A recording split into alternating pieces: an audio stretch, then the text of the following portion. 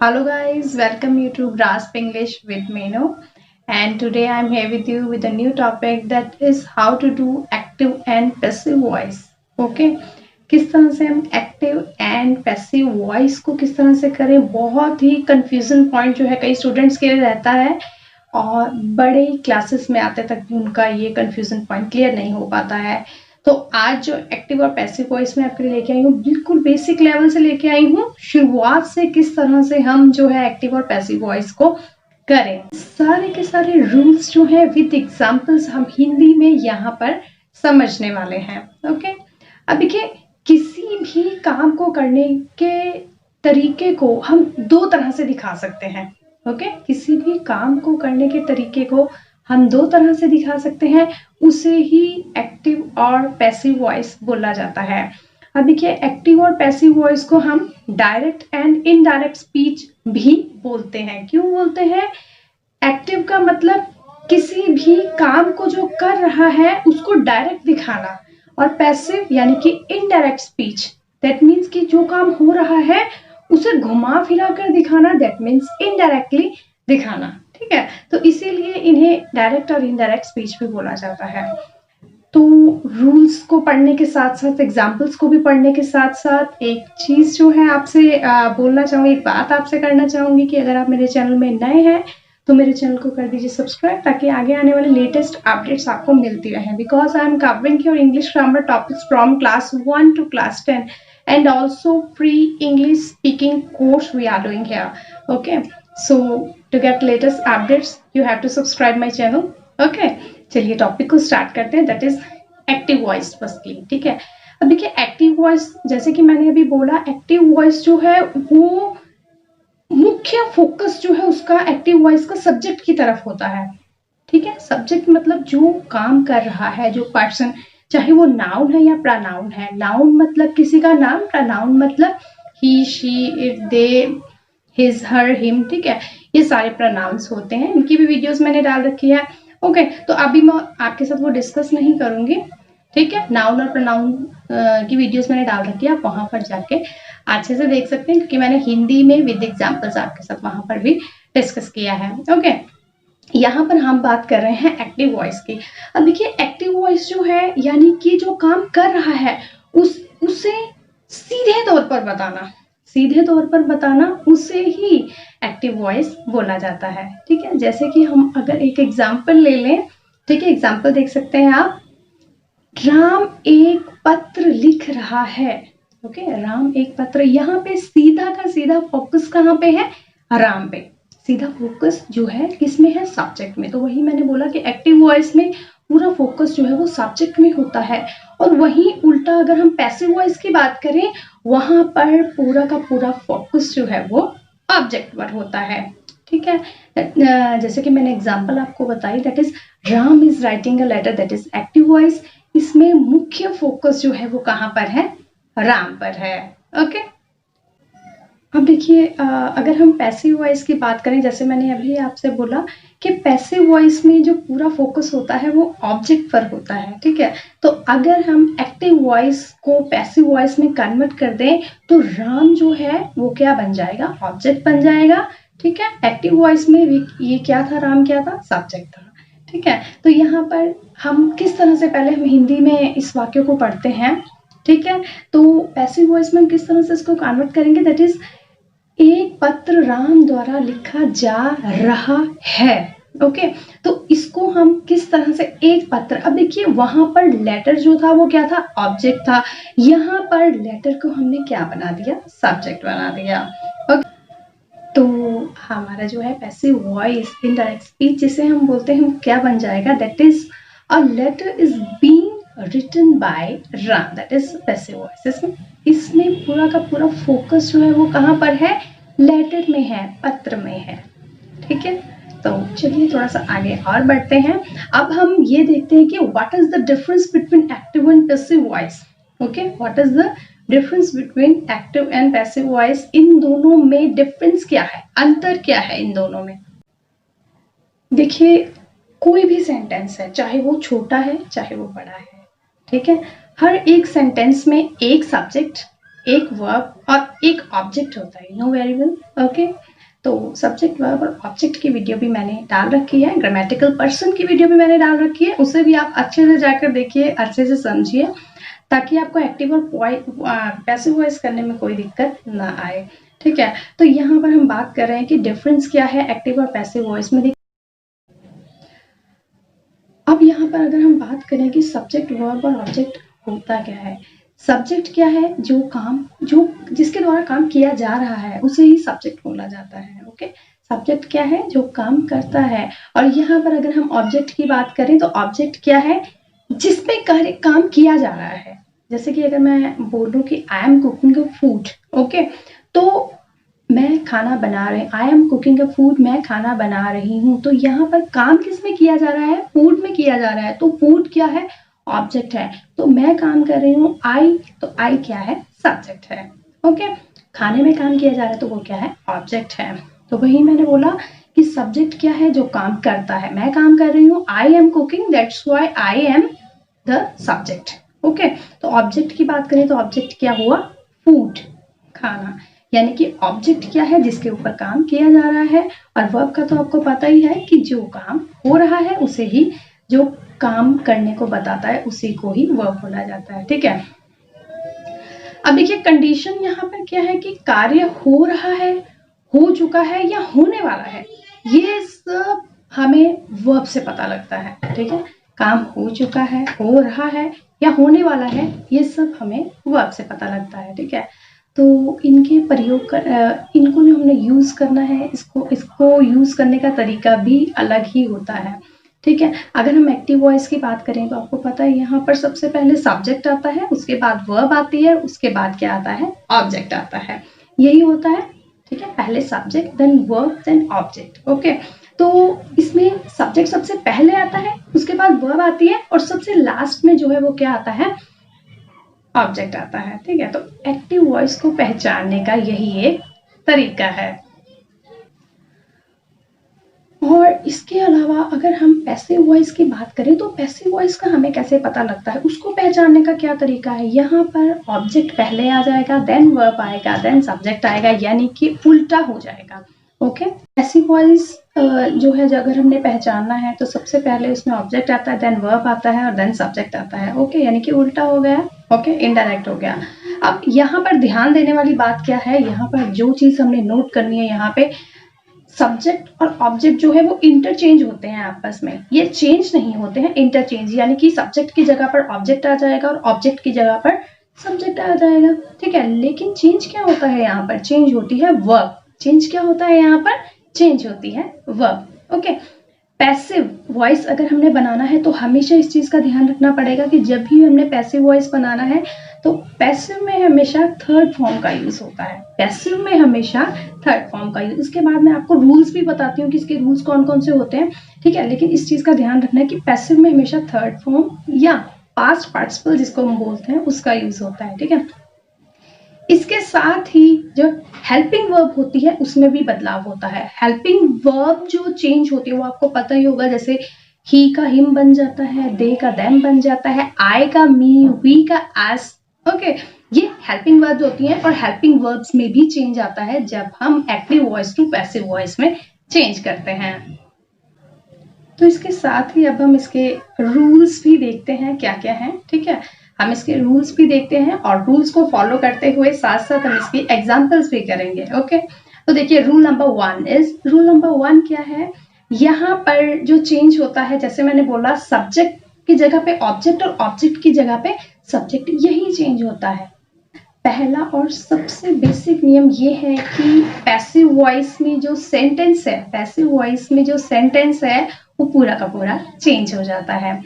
Subject और object वही रहते हैं, वर्ब जो है वो चेंज हो जाती है। वर्ब जो है वो थर्ड फॉर्म, जैसे मैंने बोला थर्ड फॉर्म और पास्ट पार्टिसिपल का हम यहाँ पर यूज करते हैं। ठीक है, अब जैसे कि हम एक एग्जाम्पल ले रहे हैं, आप देख सकते हैं, that is Ram writes a letter. Ram writes a letter. सबसे पहले तो देखिए एक्टिव जो वॉइस होता है उसमें आपने ये देखना है कि ये जो टेंस है वो कौन सा है। ठीक है, प्रेजेंट इंडेफिनिट है, प्रेजेंट कंटिन्यूस है, पास्ट परफेक्ट है, कौन सा टेंस यहाँ पर यूज हो रहा है।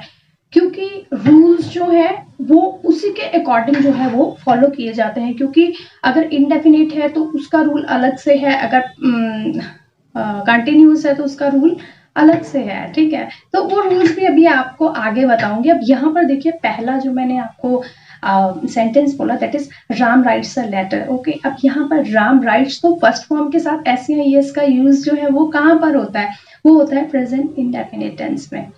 यही होता है ना, प्रेजेंट इंडेफिनिट टेंस में एस या ईएस के साथ। अब यहाँ पर देखिए वर्ब के साथ एस का यूज हुआ because Ram writes a letter.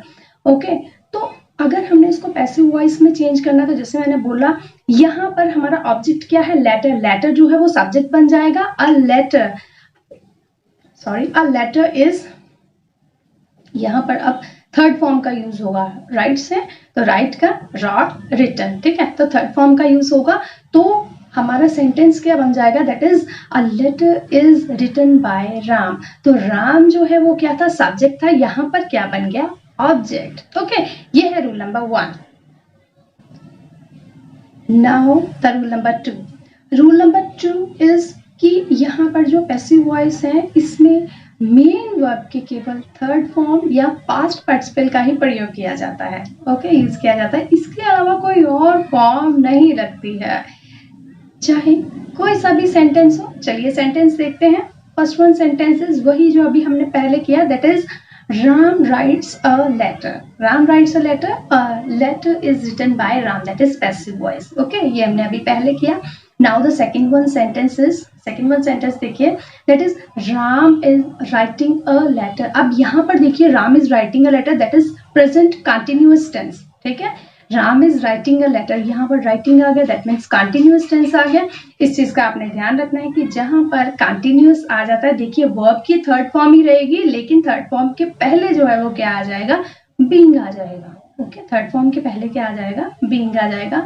तो सेंटेंस सेम रहेगा, बस कंटिन्यूअस है तो साथ में बीइंग लगता है। ओके, इस चीज का आपने ध्यान रखना है। तो सेंटेंस क्या बनेगा, that is a letter is being written by Ram, ठीक है। सेंटेंस बिल्कुल सेम रहा, लेकिन कंटिन्यूअस टेंस था, इसीलिए हमने बीइंग का यूज किया। तभी मैंने बोला है कि इसके लिए आपको टेंसेस का आना बहुत जरूरी है। इससे पहले मैंने टेंसेस की वीडियो भी डाली है, या सजेस्टेड वीडियोस में आप देखिए, मैंने टेंसेस की वीडियो डाली है, वो पूरी देखिए, आपको बहुत अच्छे से टेंसेस आ जाएंगे, क्योंकि मैंने विद एग्जांपल्स हिंदी में वहां पे कन्वर्सेट किया है। तो ये था हमारा रूल नंबर 2। चलिए रूल नंबर 3 की तरफ बढ़ते हैं।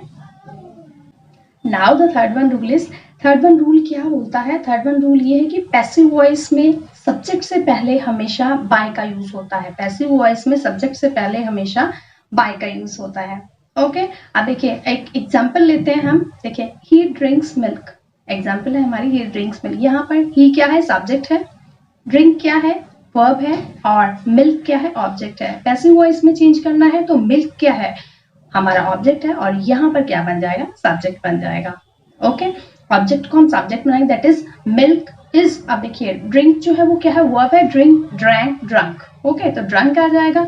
अब जो है मैंने रूल नंबर 3 क्या बोला कि सब्जेक्ट से पहले जो है वो क्या लगेगा, बाय लगेगा। अब सब्जेक्ट क्या है यहाँ पर, ही, ठीक है। तो ही है, तो ही का क्या बन जाएगा, हिम बन जाएगा।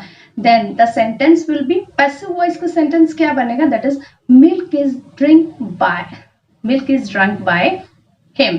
ही जो है वो क्या है, सब्जेक्ट है, और सब्जेक्ट ऑब्जेक्ट में चेंज हुआ, और ऑब्जेक्ट के आगे जो है वो क्या लग गया, by. That is rule number 3। And now the rule number 4 is, now the rule number 4 is, ये रूल जो है थोड़ा सा इंपॉर्टेंट भी है, क्योंकि हायर क्लासेस में इसी तरह का यही रूल जो है वो फॉलो किया जाता है। इसी तरह के सेंटेंसेस दिए जाते हैं एक्टिव टू पैसिव में चेंज करने के, या फिर कॉम्पिटिटिव एग्जाम्स के लिए। ओके, मेरी आगे आने वाली वीडियो में मैं आपके साथ कॉम्पिटिटिव एग्जाम्स में किस तरह से एक्टिव और पैसिव वॉइस की एक्सरसाइजेस जो है वो भी आपके साथ डिस्कस करेंगे। ओके, तो चलिए रूल नंबर 4 पढ़ लेते हैं। दैट इज कि कभी किसी भी वाक्य में सब्जेक्ट की कंडीशन के अनुसार, सब्जेक्ट की कंडीशन के अनुसार बाय की जगह, जरूरी नहीं है कि बाय, अभी मैंने रूल नंबर आपको 3 बताया कि वहां पर सब्जेक्ट से पहले बाय लग जाता है, ठीक है। अब जरूरी नहीं कि वहां पर बाय ही लगेगा, ठीक है। तो वही मैंने बोला कि किसी भी सेंटेंस को देखकर सब्जेक्ट की कंडीशन के अकॉर्डिंग हम बाय की जगह विद या टू का यूज भी कर लेते हैं। बाय की जगह विद या टू का यूज भी कर लेते हैं। ये हमें कैसे पता लग गया, चलिए कुछ सेंटेंस देखते हैं। Number 1 example is, that is I know him, I know him. Okay, I is subject, no is verb and him is object. Now him जो है वो किस में चेंज हो जाएगा, he में, क्योंकि हमने जो है him को सब्जेक्ट बनाना है अब, ठीक है। तो him का क्या हो जाएगा, he is नो का नो न्यू नॉन, ओके, तो नोन आ जाएगा, he is known to me. Okay, यहाँ पर बाय की जगह हमने क्या यूज किया, टू यूज किया। ये हमने सेंटेंस के अकॉर्डिंग यूज किया, क्योंकि अगर बाय मी लिख देंगे तो उस सेंटेंस का कोई मीनिंग ही नहीं बनता है। ओके, अब एक्टिव जो है वो next one example that is water fills a tank, water fills a tank. Okay, अब देखियो filled, okay, that is verb. Water, that is water जो है वो क्या है, यहाँ पर सब्जेक्ट है। फिल क्या है, वर्ब है। और वाटर फिल अ टैंक क्या है, ऑब्जेक्ट है। अब पैसिव वॉइस में चेंज करने के लिए अ टैंक को हमें सब्जेक्ट बनाना पड़ेगा। A tank is filled with water, not by water. Okay, यहाँ पर हम विद वाटर का, तो तभी मैंने बोला कुछ सेंटेंसेस में हम बाय की जगह टू या विद का यूज भी करते हैं। वो सेंटेंस के ऊपर डिपेंड करता है कि सेंटेंस हमारा है कैसा। Okay, now the rule number 5, and rule number 5 is very important, क्योंकि अगर आपको रूल नंबर 5 नहीं आता है तो एक्टिव टू पैसिव वॉइस तो आप चेंज कर ही नहीं पाएंगे। ओके, तो इन रूल्स को अप्लाई करने के लिए आपको इन रूल्स को सीखना पढ़ना बहुत जरूरी है, ठीक है। तो रूल नंबर 5 की तरफ हम बढ़ते हैं, दैट इज पैसिव वॉइस में बदलते टाइम हम जो है हेल्पिंग वर्ब आपको पता होगा, ही, शी, इट, हिज, हिम, ये सारी हेल्पिंग वर्ब्स होती हैं, ठीक है। हेल्पिंग वर्ब्स में भी बदलाव करते हैं, ठीक है, हेल्पिंग वर्ब्स में भी बदलाव करते हैं। और इसके अलावा आपको पता है कि वर्ब का यूज तो हम वर्ब भी चेंज होती है, थर्ड फॉर्म का यूज जो है हम यहाँ पास्ट पार्टिसिपल या थर्ड फॉर्म का यूज हम यहाँ पर करते हैं, ठीक है। अब पास्ट पार्टिसिपल आपको पता होगा क्या होता है कि बीइंग, हम जो है अगर कंटिन्यूअस टेंस आता है तो उससे पहले हम बीइंग का यूज करते हैं, ठीक है। अब देखिए एक्टिव वर्ब, जैसे मैंने अभी आपको पहला सेंटेंस बताया था कि राम राइट्स अ लेटर, तो यहाँ पे मैंने आपको क्या बोला था कि हमें ये पहचानना पड़ेगा यहाँ पे कि ये कौन सा टेंस है, ठीक है। तो यहाँ पर अगर प्रेजेंट इंडेफिनिट टेंस है, प्रेजेंट इंडेफिनिट टेंस का आपको कैसे पता लगेगा, अगर वहां पर डू, डज लगा है, एस या ईएस लगा हुआ है वर्ब के साथ, ठीक है, तब हमें पता लग जाएगा कि प्रेजेंट इंडेफिनिट टेंस है। तो यहाँ पर हमने चेंज किस तरह से करना है, हम यहाँ पर लगाएंगे is am are, okay, is am are हम यहाँ पर लगाएंगे। उसी तरह से अगर प्रेजेंट कंटिन्यूअस टेंस है, और प्रेजेंट कंटिन्यूअस टेंस में आपको पता है इज एम आर आता है और वर्ब की फर्स्ट फॉर्म के साथ आईएनजी का यूज होता है, तो अगर हमने पैसिव वॉइस में चेंज करना है तो क्या बन जाएगा, is being, am being, are being, जिस तरह से कि मैंने फर्स्ट सेंटेंस में आपको बताया था। इसी तरह से अगर प्रेजेंट परफेक्ट टेंस है, दैट इज यहाँ पे प्रेजेंट परफेक्ट टेंस में हैज या हैव का यूज होता है, यू नो, ओके, हैज या हैव का यूज होता है। तो अगर हमने इसको पैसिव वॉइस में चेंज करना है तो हैज बीन और हैव बीन, इसके साथ बस बीन लग जाएगा, ओके। और इसके बाद आता है अब next one is past indefinite tense. Past indefinite tense आपको पता होगा, इसमें वर्ब की सेकंड फॉर्म का यूज होता है या फिर डिड लगता है, ठीक है। तो अगर हमने इसको पैसिव वॉइस में चेंज करना है तो यहाँ पर अगर पास्ट इंडेफिनिट टेंस जो है वो एक्टिव वॉइस में है तो पैसिव वॉइस में चेंज करने के लिए हमें वहां पर वॉज या वर का यूज करना पड़ता है, okay. Now the past continuous tenses, that is अगर हमें कैसे पता लगेगा, अगर वॉज वर का यूज हुआ है और उसके साथ ही आईएनजी का यूज हुआ है, that means past continuous tense है, तो उसे पैसिव वॉइस में चेंज करने के लिए जिस तरह से हम प्रेजेंट कंटिन्यूअस टेंस में हमने इज एम आर के साथ is being, are being, am being लगाया था, उसी तरह से वॉज वर्ड के साथ यहाँ पे अगर कंटिन्यूअस टेंस है तो वॉज बीइंग और वर बीइंग का यूज हम यहाँ पर करेंगे, okay. Now the next one is that is past perfect tense, that is had. जिस तरह से हमने प्रेजेंट परफेक्ट टेंस में हैज बीन और हैव बीन का यूज पैसिव वॉइस के लिए किया था, यहाँ पर हम हैड बीन का यूज करेंगे, क्योंकि पास्ट परफेक्ट में हैड आता है तो हमने पैसिव वॉइस में चेंज करने के लिए हैड बीन का यूज करेंगे। नाउ अगर फ्यूचर टेंस है, that is future indefinite tense, तो आपको पता है वहां पर विल या शेल का यूज होता है, तो अगर हमने उसे पैसिव वॉइस में चेंज करना है तो कुछ नहीं करना है, बी लगा देना है, will be, shall be, okay.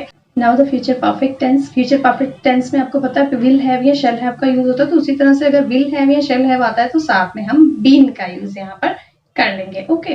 तो यहाँ पर रूल नंबर 5 भी खत्म होता है, and the next one and last one rule is rule number 6। Now the rule number 6 is अब देखिए, ये कंपल्सरी नहीं है, ये ज़रूरी नहीं है कि पैसिव वॉइस में हर बार सब्जेक्ट जो है वो हमेशा सब्जेक्ट का ही इस्तेमाल हो, ठीक है। ये ज़रूरी नहीं है कि पैसिव वॉइस में हर बार सब्जेक्ट का इस्तेमाल। कभी-कभी जब ऐसा हमें लगता है कि सब्जेक्ट के बिना भी सेंटेंस कंप्लीट हो सकता है, सब्जेक्ट के बिना भी सेंटेंस कंप्लीट हो सकता है, तो सब्जेक्ट को छोड़ दिया जाता है, ठीक है। तो इसके हम कुछ एग्जांपल्स देखते हैं। जैसे कि देखिए, एक एग्जांपल है आपके सामने, that is women are not treated as equals. women are not treated as equal. and the passive, आप देखिए, sugar is sold in kilogram करना है। First one is women are not treated as equals। तो यहाँ पर आप subject किससे बनाएंगे? तो यहाँ पर हमारे एक्टिव और पैसिव वॉइस के जितने भी रूल्स थे यहाँ पर मैंने आपको बता दिए हैं। इससे नेक्स्ट आगे आने वाली वीडियोस में मैं आपके साथ डिस्कस करूंगी कॉम्पिटिटिव एग्जाम्स में पूछे जाने वाले कुछ एक्सरसाइजेस को किस तरह से हम सॉल्व करें, वो हम यहाँ पर डिस्कस करेंगे, ठीक है। तो प्लीज़ व्यूअर्स, अगर वीडियो पसंद में आए तो लाइक एंड सब्सक्राइब करना बिल्कुल मत भूलिए, ताकि आगे आने वाले लेटेस्ट अपडेट्स आपको मिलती रहे। Thank you so much, bye bye.